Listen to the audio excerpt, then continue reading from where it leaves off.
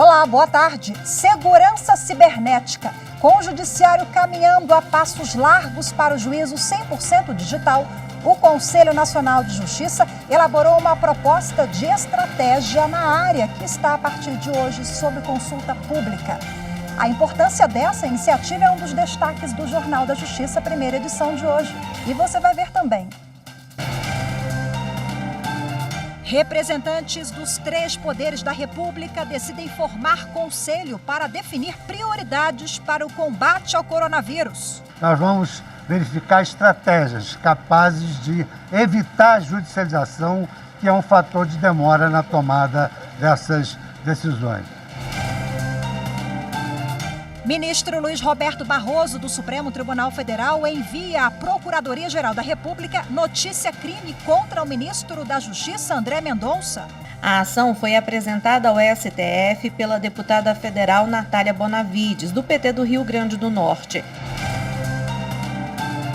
E ainda, cotas para negros no Judiciário. Conselho Nacional de Justiça firma parceria com a Fundação Zumbi dos Palmares.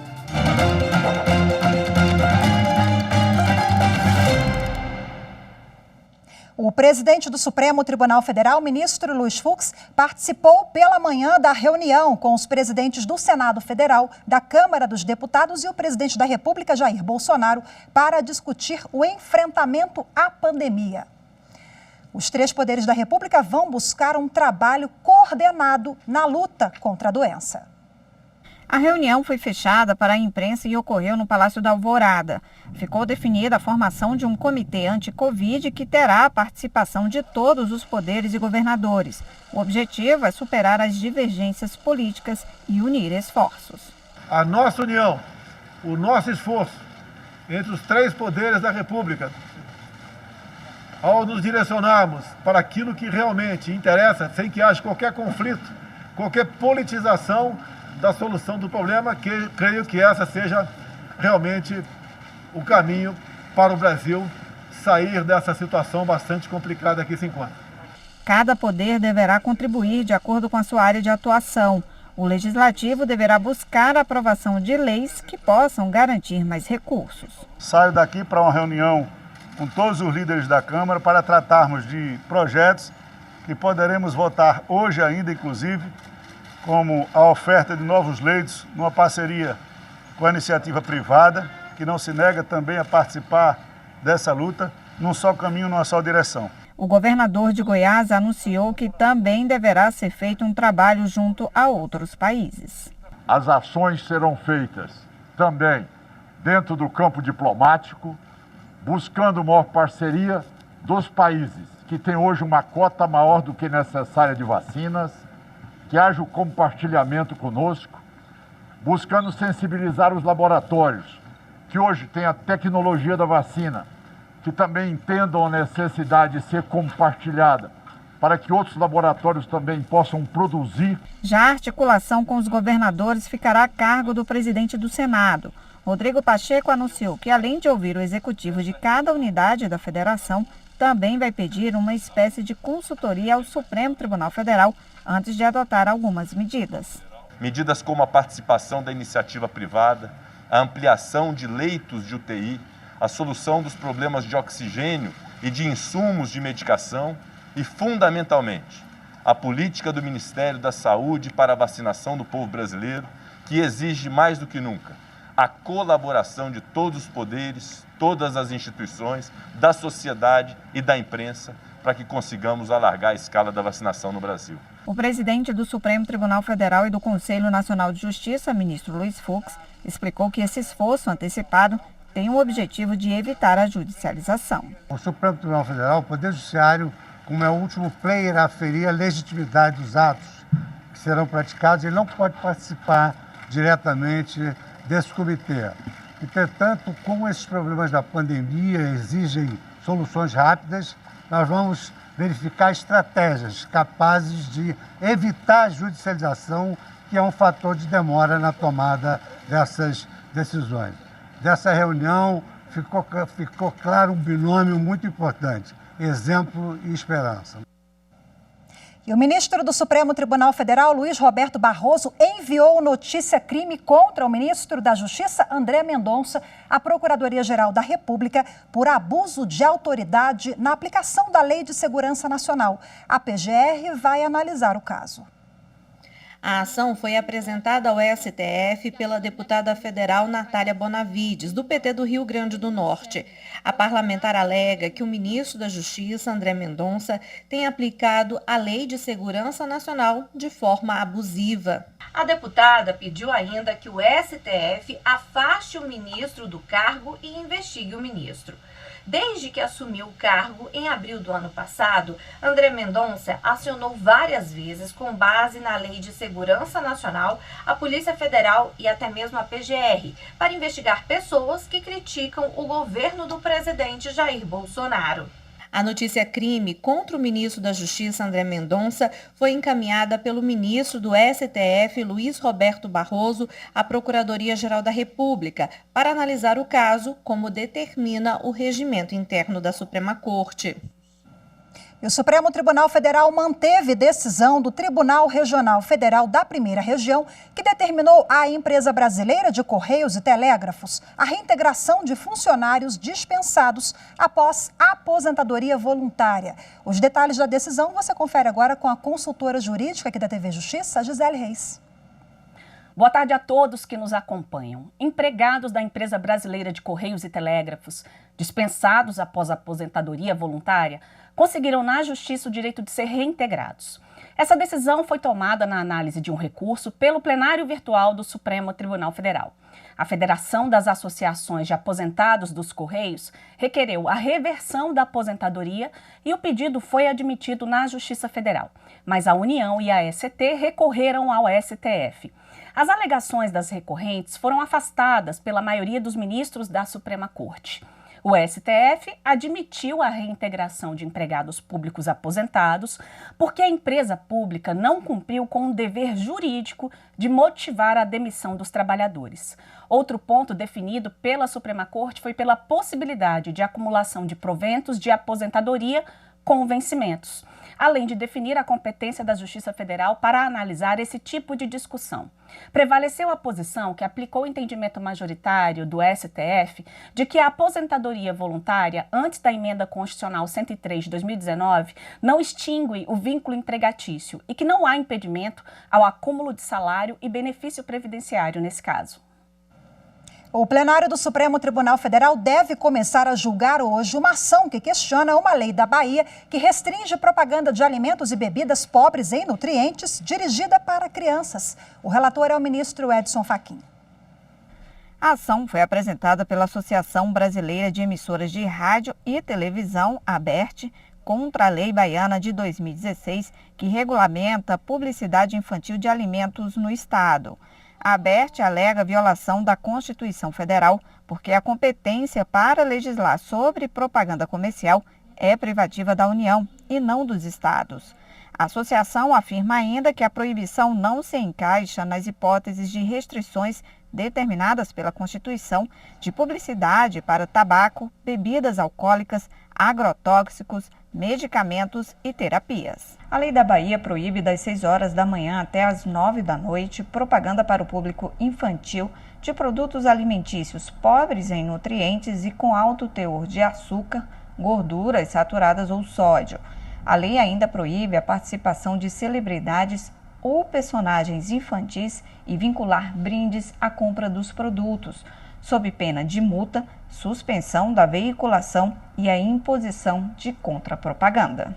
Os ministros do Supremo devem analisar se a lei de restrição da propaganda para público infantil na Bahia ofende a liberdade de expressão comercial, ao direito à informação, às livres concorrência e iniciativa e à proporcionalidade. Tanto a Procuradoria-Geral da República quanto a Advocacia-Geral da União se manifestaram no sentido de considerar a lei baiana inconstitucional. E você vai ver a seguir: o Conselho Nacional de Justiça vai definir estratégias de segurança cibernética para o judiciário brasileiro. Os detalhes em instantes.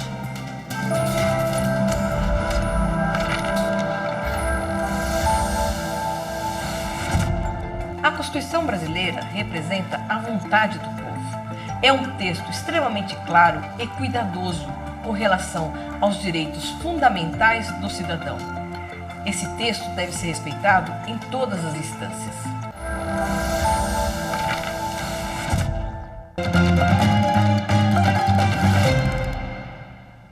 A Faculdade Zumbi dos Palmares vai conduzir ações de controle e políticas de igualdade racial no Poder Judiciário. A instituição vai acompanhar ainda a implementação de cotas na seleção de magistrados e estagiários negros.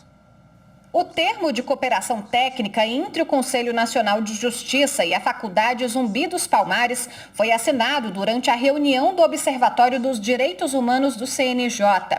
Para o reitor da faculdade, foi mais um passo importante em busca da igualdade de oportunidades. A gente cumpre um ritual de seguir adiante e de manter acesa a chama, na esperança principalmente dos jovens negros que estão nos bancos das universidades, aguardando que o espaço público e privado possa recebê-los de uma forma pacífica e de uma forma tranquila e com os braços abertos. As políticas de igualdade racial vêm sendo tratadas com prioridade pelo Conselho.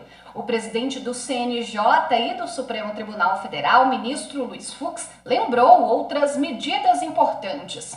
Dentre as quais eu destaco a recente decisão do plenário do Conselho Nacional de Justiça e que, por unanimidade, aprovaram a inclusão das cotas raciais nos concursos de cartório, em reserva de 20 vagas que venham a ser disponibilizadas em novas seleções públicas. A reunião do observatório contou também com a participação de Mônica Benício, viúva da vereadora Marielle Franco, assassinada a tiros no Rio de Janeiro.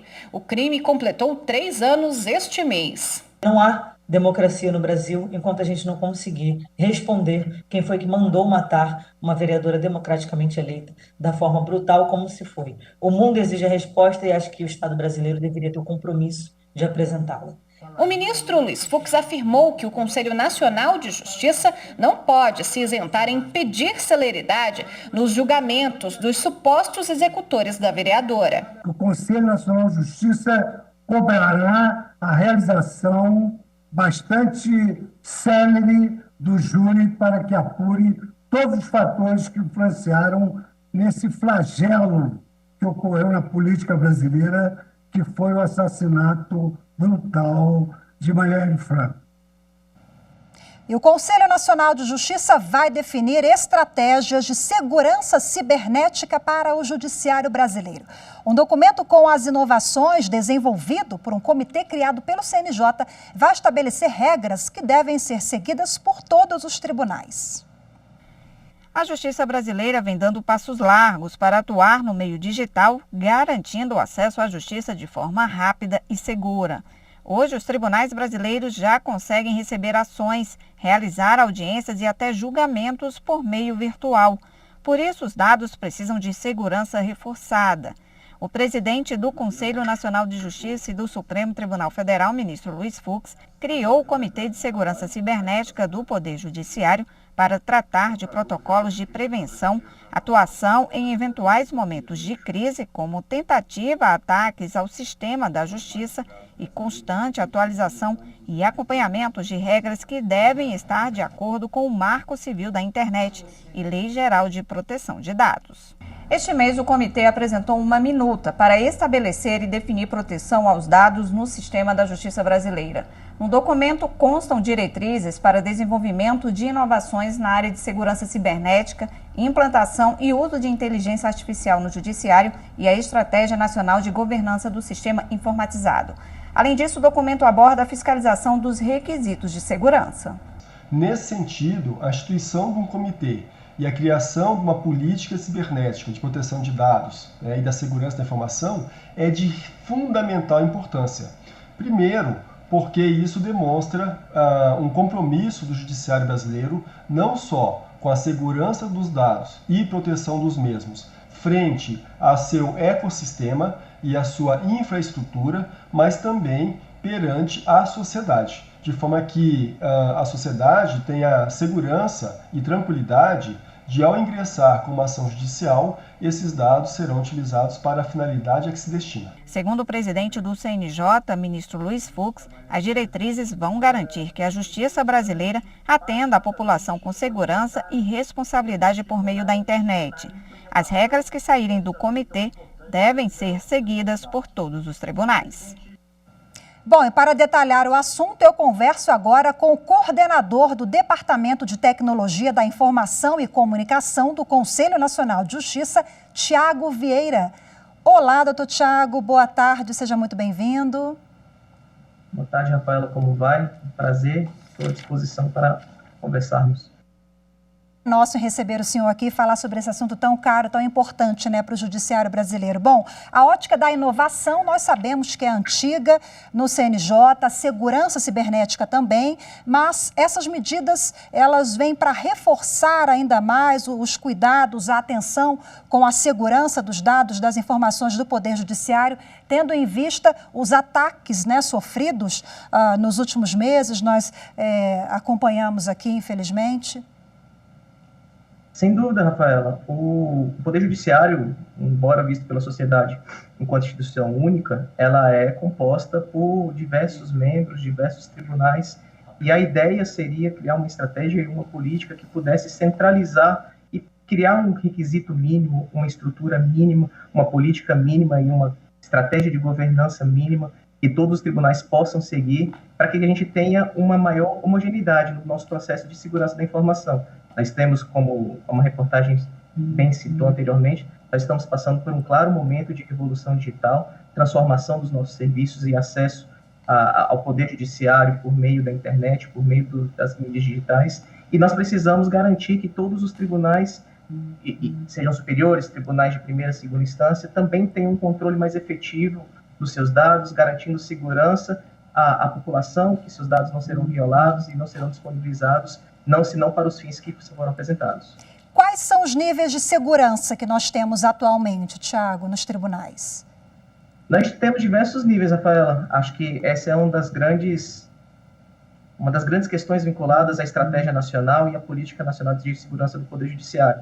Nós temos tribunais hoje com alto investimento em segurança da informação, em segurança não só cibernética, mas segurança do acesso aos dados, das questões sociais envolvidas e da questão da engenharia social, que é um dos pontos mais importantes relacionados à segurança da informação, mas nós temos outros tribunais que estão no nível um pouco abaixo e a gente precisa nivelar para garantir um nível mínimo, porém aceitável, de segurança para todos os tribunais do país. Importante ressaltar também que, além dessa iniciativa, nós temos um Comitê de Segurança Cibernética, que é formado por conselheiros, por quem? Conta para a gente como é que funciona esse comitê. O comitê ele foi formulado pela portaria do ministro Fux no final do ano passado e foi pensada para ter participação dos especialistas de segurança cibernética de todo o Poder Judiciário. É tentar trazer a quem trabalha com isso e quem já lida com a matéria nos tribunais superiores, nos tribunais de justiça, nos tribunais federais, na Justiça do Trabalho, na Justiça Eleitoral, e criamos um grupo de especialistas na área para justamente criar essas estruturas mínimas, essa política, essa estratégia, e em seguida esse grupo será reformatado como um comitê permanente para acompanhamento, que é tão importante como a fomentação da estratégia, a definição da política, precisa se acompanhar para garantir que todos nós estejamos caminhando num nível aceitável, e esse comitê que vai ser formado por equipes também de segurança da informação, da especialidade de segurança dos tribunais superiores, de alguns tribunais de justiça, da Justiça Federal, do Trabalho, Eleitoral e Militar, esse grupo ficará responsável pelo acompanhamento do cumprimento de toda a estratégia e política definida. Doutor Tiago, para a gente finalizar, tem mais ou menos uma previsão de quando essas medidas, esses mecanismos mais rígidos de segurança serão instalados, entrarão em vigor? A minuta foi terminada agora pelo grupo de trabalho e entrou em consulta pública. E ela fica disponível em consulta pública porque nós esperamos também participação da sociedade civil nesse processo de formulação, mas nós não estamos fechados dentro do judiciário. Queremos também as considerações de toda a sociedade em relação ao que deve ser feito, o que poderia ser feito em relação à segurança da informação.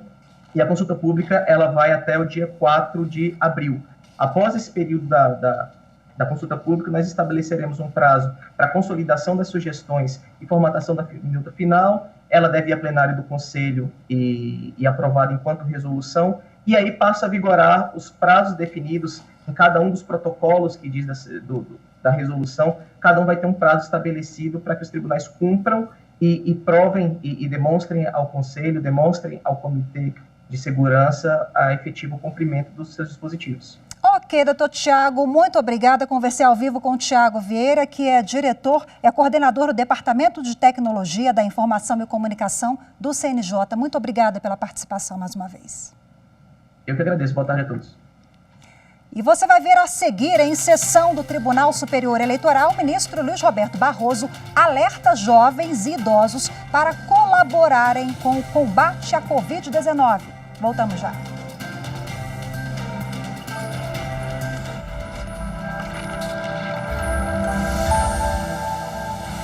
A Constituição é a viga mestra, é a base sólida de todo o ordenamento jurídico e com ela convivemos diariamente na aplicação do bom direito e também na esfera do ordenamento que transparece em relação às circunstâncias mais claras dos conflitos de interesse, quer individuais, quer coletivos.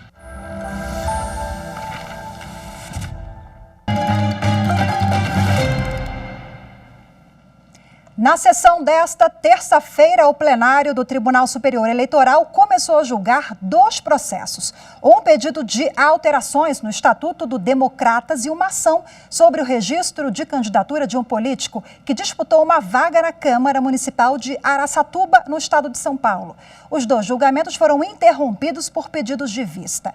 Ao iniciar a sessão, o presidente do Tribunal Superior Eleitoral, ministro Luiz Roberto Barroso, ele lembrou mais uma vez da importância de todos colaborarem com o combate à pandemia da Covid-19. É bom lembrar que nas últimas 24 horas foram registradas pelo Ministério da Saúde 3.251 mortes. Mais de 3.000 mortes por dia estamos registrando aqui no país. Bom, além de destacar que jovens também precisam se cuidar e que idosos devem se vacinar assim que possível, lembrou mais uma vez o ministro Barroso na abertura da sessão.